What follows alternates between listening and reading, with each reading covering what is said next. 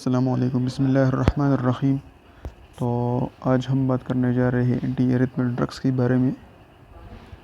तो anti arrhythmic drugs, इसमें तीन लफ्ज़ है, एंटी, ए एन, रिदम। सो इसके बारे में जानते हैं कि इसका क्या मीनिंग है। तो anti means against the rhythmia, against the rhythmia. अब आते हैं ए की तरफ। तो A mean abnormality in what abnormality in the rhythm, के रिदम में एबनॉर्मलिटी हो तो इसके अगेंस्ट जो ड्रग्स यूज़ होते हैं उसको कहते हैं एंटी रिदमिक ड्रग्स। अब बात करते हैं कि रिदम क्या है, नॉर्मल कार्डियक रिदम क्या है, उसको हम पहचानेंगे क्या। तो नॉर्मल कार्डियक रिदम ये है कि जो इम्पल्स हो वो ऐसे नोट से राइज हो। फर्स्ट इसकी ये इम्पॉर्टेंट पॉइंट है कि जो इम्पल्स हो वो ऐसे नोट से राइज हो, किसी और जगह से, एवी नोट से, वर्कंजी फाइबर से या इस्कीमिक मायोसाइट से राइज ना हो। दूसरा ये है कि जो इम्पल्स का जो रेट हो वो अबाउट 60 to 100 हो बीट्स पर मिनट, कि वो 1 मिनट से 60 to 100 बीट्स पर मिनट वो इम्पल्स प्रोड्यूस करता है। उससे ज़्यादा हो तो उसको कहते हैं टेकी अरिदमिया, टेकीकार्डिया। और टेकी अरिदमिया इससे कम हो तो उसको कहते हैं ब्रेडिकार्डिया और ब्रेडी अरिदमिया। तीसरा इंपॉर्टेंट पॉइंट ये है कि जो इम्पल्स का पाथवे हो वो नॉर्मल हो। इसका मतलब ये है कि इम्पल्स ऐसे नोड में राइज होता है, इसके बाद जाता है एवी नोड में, इसके बाद बंडल ऑफ हिस, इस तरह परकंची फाइबर्स, और इसी तरह थ्रू आउट द मायोकार्डियम और कार्डियक मसल्स ये फिर स्प्रेड हो जाता है। तो ये नॉर्मल पाथवे है। अगर इसके बरक्स हो, किसी और जगह में राइज हो और ये पाथवे फॉलो ना करे तो उसको ये नॉर्मल रिदम नहीं होगा, बल्कि वो होगा एबनॉर्मल रिदम, और उसको कहेंगे फिर एरिदमिया। अब anti arrhythmic drugs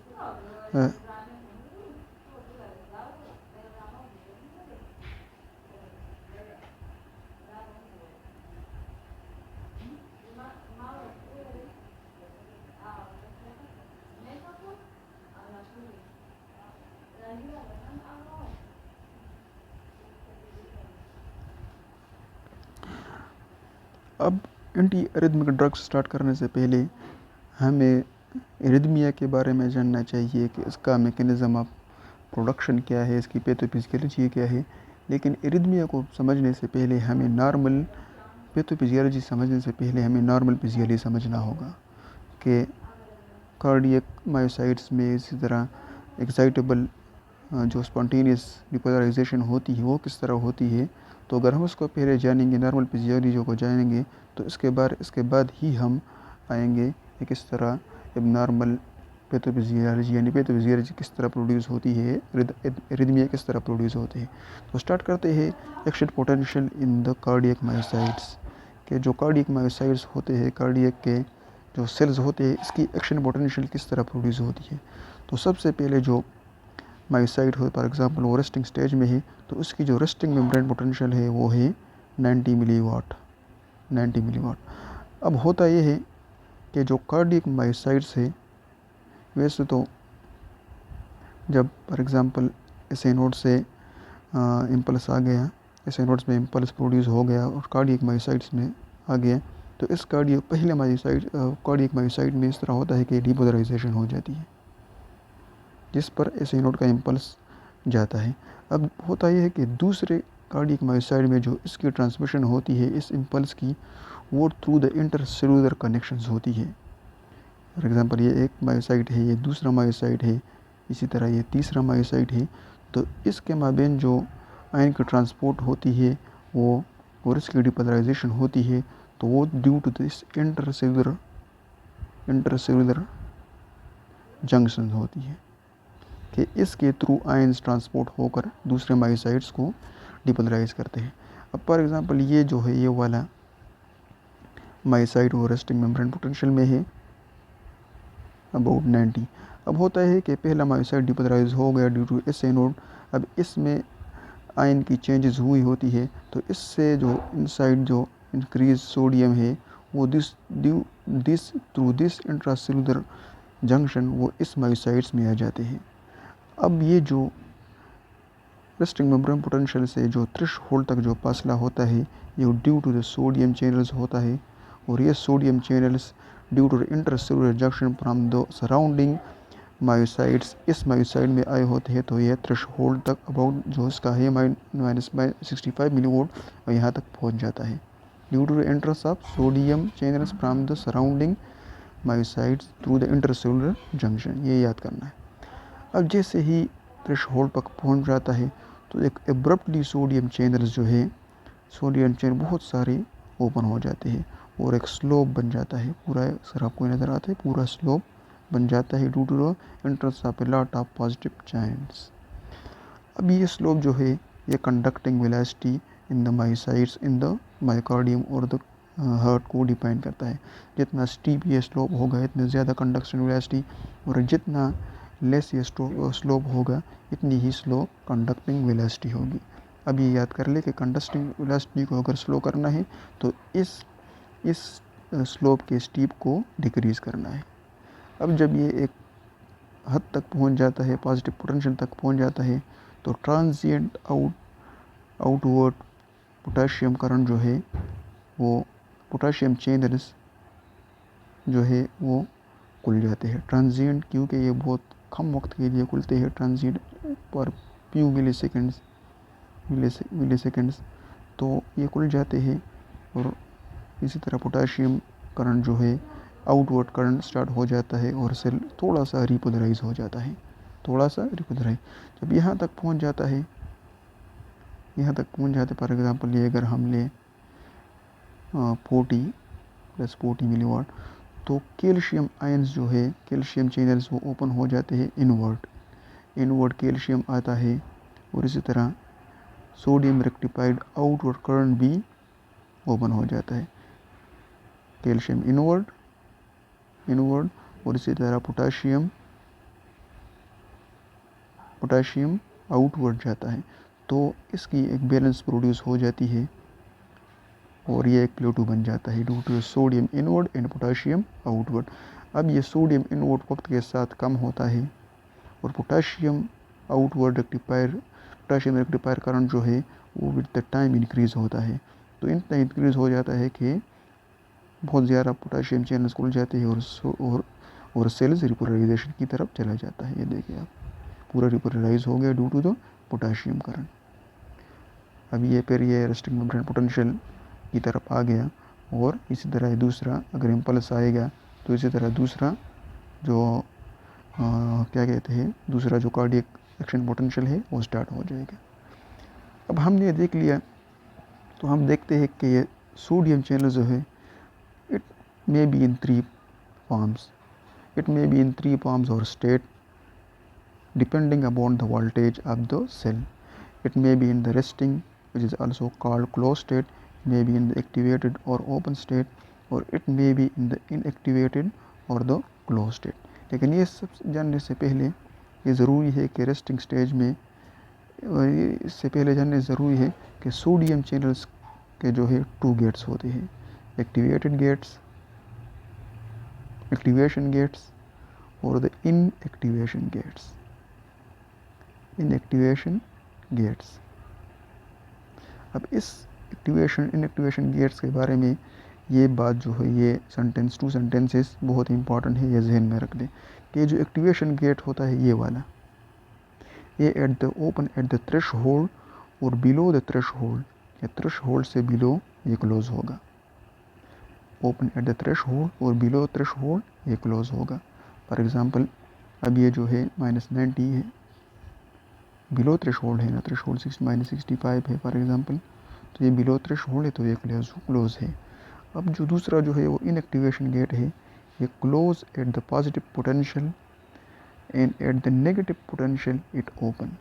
for example ये वाला जो है इनएक्टिवेशन गेट, अब ये है नेगेटिव पोटेंशियल है तो ये ओपन है, लेकिन जैसे ही पोटेंशियल पॉजिटिव हो जाएगा तो ये ओपन हो जाएगी। ये बात जहन में रख ले activation gate open at the threshold and below the threshold it is closed, and the inactivation gate it close at the positive potential, at negative potential it is open.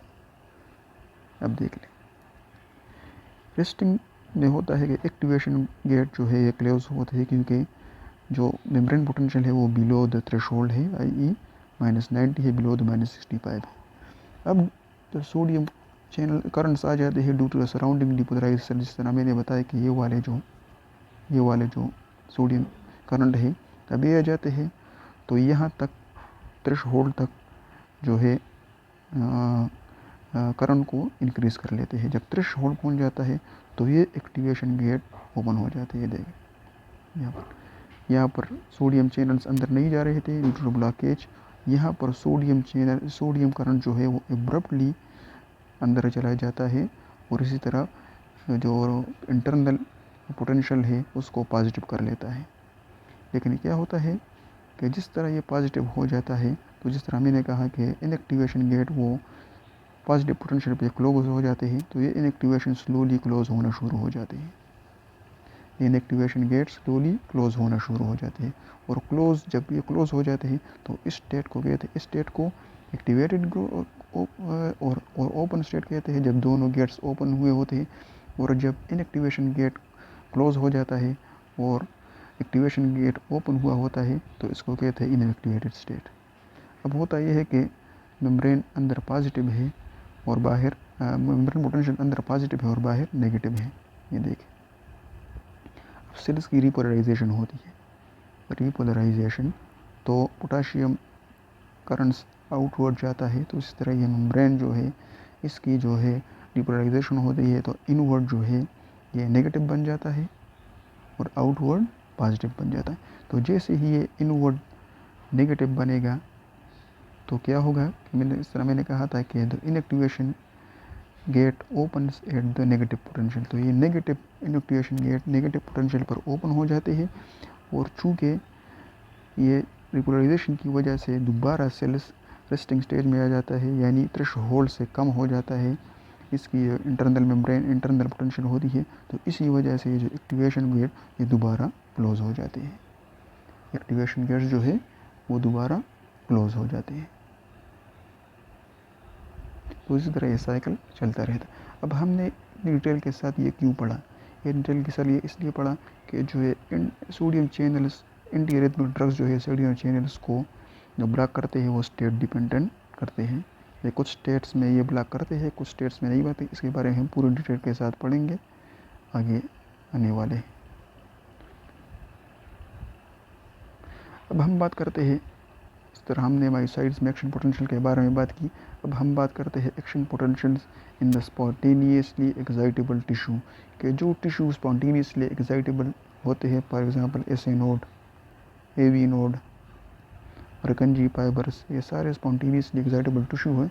तो इनमें एक्शन पोटेंशियल इससे different होता है। इसमें क्या होता है, for example ये है resting membrane potential. Resting membrane potential, इसमें जो रेस्टिंग मेम्ब्रेन पोटेंशियल है वो -60 है और जो थ्रेशोल्ड है वो -40 -60 मिली वोल्ट है। अब क्या होता है, जब सेल रिपोलराइज हो जाता है फॉर एग्जांपल इधर, तो ये सोडियम चैनल जो है और सोडियम करंट और सोडियम आयंस और calcium ion inside the cell increase होना शुरू हो जाते हैं। अब सोडियम आयन क्यों इंक्रीज होते हैं, पोटाशियम आयंस क्यों इंक्रीज, इनकी अलग अलग रीज़न है, उसके बारे में हम बाद में पढ़ेंगे। तो इस सोडियम करंट को कहते हैं पनीकरण। जैसे ये सेल रिपोलराइज हो जाता है तो ये पनीकरण यानी सोडियम आयंस अंदर जाना शुरू हो जाते हैं, मेम्ब्रेन को पॉजिटिव करते हैं।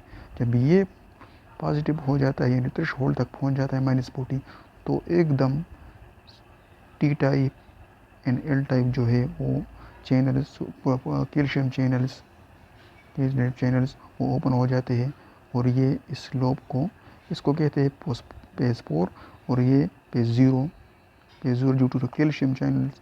मायोसाइट्स में ड्यू टू सोडियम चैनल्स था और यहाँ पर स्पॉन्टेनियसली रिपोलराइज्ड टिश्यू में ड्यू टू कैल्शियम चैनल्स होता है। यह बात याद रख लें।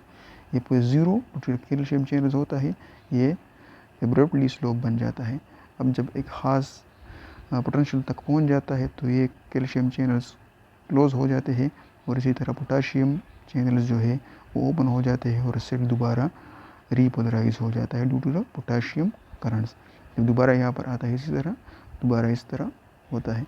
अब ये जो डिपोलराइजेशन होती है, पेस्पोर डिपोलराइजेशन, स्पॉन्टेनियस डिपोलराइजेशन, ये सोडियम और कैल्शियम करंट्स ये कहाँ से आते हैं? तो सोडियम करंट्स जो है ये ड्यू टू द ये जो स्पॉन्टेनियस डायस्टोरिक डिपोलराइजेशन इसको कहते हैं, या पेस्पोर डिपोलराइजेशन, ये क्यों होता है? Due to the specialised sodium channels which are called funny channels. ये स्पेशलाइज्ड चैनल होते हैं और ये एक्टिवेट तब होते हैं जब सेल हाइपरपोलराइज्ड और रीपोलराइज हो जाता है, ये due to this kind of channels. और दूसरा जो इंक्रीज इन द कैल्शियम होता है वो हाइपरपोलराइज्ड और repolarised activated calcium release from the sarcoplasmic reticulum present in these type of cells. अब ये पेस्पोर डिपोलराइजेशन जो है, ये पेस्पोर डिपोलराइजेशन ये मेनली पेसमेकर एक्टिविटी क्या होता है? जो पेसमेकर जो हार्ट के पेस को बरकरार रखता है, पेस को ये कंट्रोल करता है। फॉर एग्जांपल नॉर्मली जो है वो ऐसे नोड होता है कि इससे इम्पल्स प्रोडक्शन की जो एक्टिविटी हो वो पेसमेकर सरंजाम देता है। तो pacemaker activity depends upon this sodium and calcium i.e. पेस्पोर डिपोलराइजेशन, जिस तरह मैंने कहा। और ये पेस्पोर डिपोलराइजेशन जो है ये डिपेंड करता है कि कौन सा सेल्स जो है और कौन सा टिश्यू वो एज ए पेसमेकर काम करेगा। तो जिसमें सबसे ज़्यादा फास्टेस्ट पेस्पोर डिपोलराइजेशन होगी, फास्टेस्ट, वही एज ए पेसमेकर काम करेगा। तो जो हार्ट है उसमें सबसे फास्टेस्ट पेसमेकर पेस्पोर डिपोलराइजेशन वो ऐसे नोड में होती है, और इसी तरह और इसी वजह से ये पेसमेकर एक्टिविटीज़ का काम जो है ये एक्टिविटी का काम सरंजाम देता है। अब हमने ये दोनों पढ़ लिए, action potential in the cardiac cycles in the cardiac myocytes and action potential in the spontaneously excitable tissues the ESA node। ये हमने क्यों पढ़े? इसकी रीज़न क्या थी कि एंटी एरिथमिक ड्रग्स में इतना जो है तमहीद बांधने की ज़रूरत क्या थी? तमहीद तो ये हमने इसलिए पढ़े कि जो एंटी एरिथमिक ड्रग्स है उसमें टू इम्पॉर्टेंट प्रॉपर्टीज़ हैं, the first one is the state dependence inhibition and the second one is the use dependence inhibition. State dependence inhibition ये होता है कि इस तरह मैंने कहा कि सोडियम चैनल्स के 3 स्टेट्स होते हैं, एक्टिवेटेड, इनएक्टिवेटेड और द रेस्टिंग स्टेट। तो स्टेट डिपेंडेंट इनहिबिशन का मतलब ये है कि this anti arrhythmic drugs bind only to this open and the inactivated state, it does not bind to the resting state, and when it binds to the open or inactivated state during the action potential, and when it comes the stage of resting state, it dissociate from the sodium channels। For example ये है आपको, तो इस तरह मैंने कहा कि जो सोडियम चैनल्स का जो स्लोप है, सोडियम चैनल्स ये स्लोप जो है ये कंडक्शन वेलोसिटी को डिफाइन करता है, कंडक्शन वेलोसिटी को डिफाइन करता है। तो इस स्टेट डिपेंडेंस इनहिबिशन की वजह से इस कंडक्शन वेलोसिटी पर कोई भी असर नहीं पड़ता। किस तरह? फॉर एग्जांपल ये है एक्शन पोटेंशियल,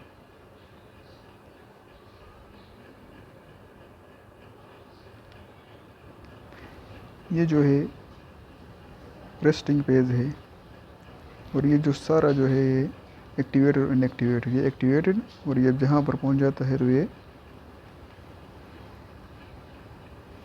यहाँ पर पहुँच जाता है तो ये इनएक्टिवेटेड बन जाता है।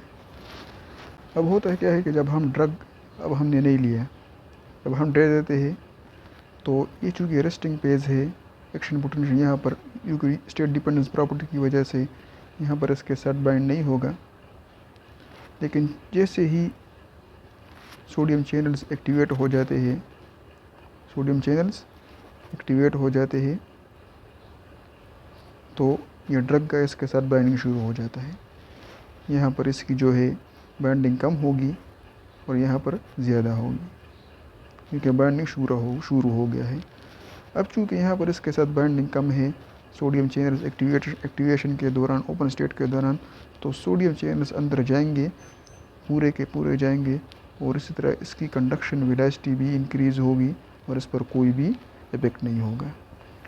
अब यहाँ पर आ गए दोबारा, अब इसके साथ जो है यहाँ पर रेस्टिंग स्टेट में दोबारा आएगा कि due to state dependence inhibition ये इससे डिसोसिएट हो जाएगा, और जिस तरह दोबारा सोडियम चैनल्स ओपन हो जाएंगे या इनएक्टिवेटेड स्टेट में चले जाएंगे तो इसके साथ दोबारा बाइंड हो जाएगा, शुरू से सिरे से इसके साथ दोबारा क्या हो जाएगा, इसके साथ बाइंडिंग शुरू हो जाएगा। दोबारा इसकी कंडक्शन वेलोसिटी पर कोई इफेक्ट नहीं होगा क्योंकि बहुत ज़्यादा कम सोडियम चैनल्स और ये इसके साथ बाइंडिंग हुई है।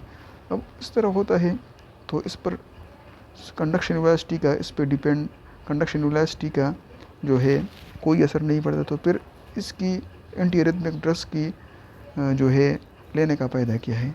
अब इसकी दूसरी प्रॉपर्टी आ जाती है और वो प्रॉपर्टी है यूज डिपेंडेंस इनहिबिशन की।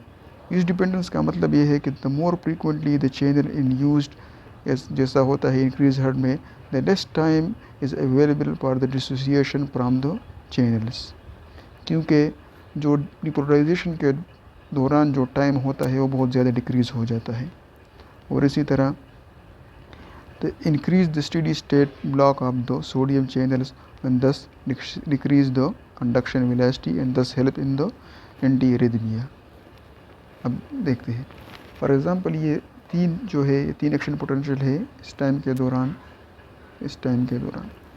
अब होता ये है कि जब हार्ट रेट इंक्रीज़ हो जाता है तो क्या होता है, for example in the anti arrhythmia और टेकी एरिथमिया के जो एक्शन पोटेंशियल है वो भी ज़्यादा हो जाते हैं।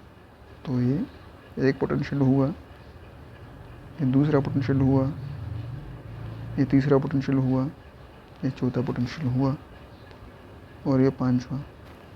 डायग्राम अच्छा नहीं बना लेकिन समझने के लिए। अब देख सकते हैं कि यहाँ पर जो रेस्टिंग पेस का जो टाइम है वो बहुत ज़्यादा है और यहाँ पर बहुत ही कम रह गया। Between the depolarization, the time is much more decreased, so the drug is only dissociated from the channels only during this resting stage. As the time between these resting stages decrease between the depolarization, so much less chance will be available for the drug to dissociate.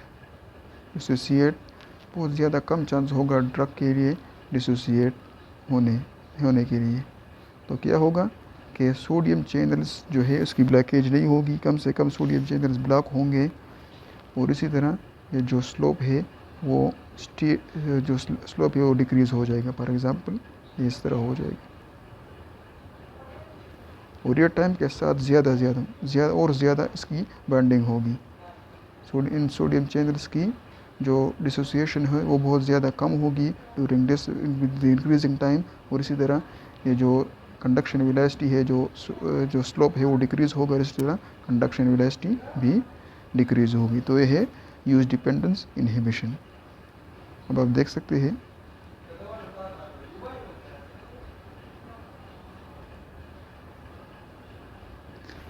अब आप इस diagram को देख सकते हैं। Basically इसको जो है क्या कहते हैं, इसको यूज डिपेंडेंट ब्लॉक भी कहते हैं।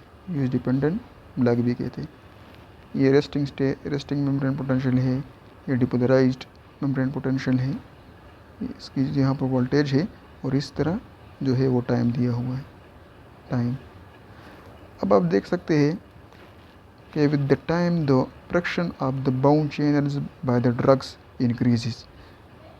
As the time goes by, the fraction of the bound channels increases because the time available for the drug to dissociate from this channel decrease as the heart rate or increase or as the tachyarrhythmia occurs।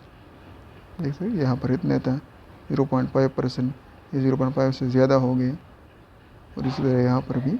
तो with the time ये increase हो गए और इसी तरह conduction velocity decrease होगी और इसी तरह टेकी एरिथमिया के स्टॉप करने में ये मदद देंगे।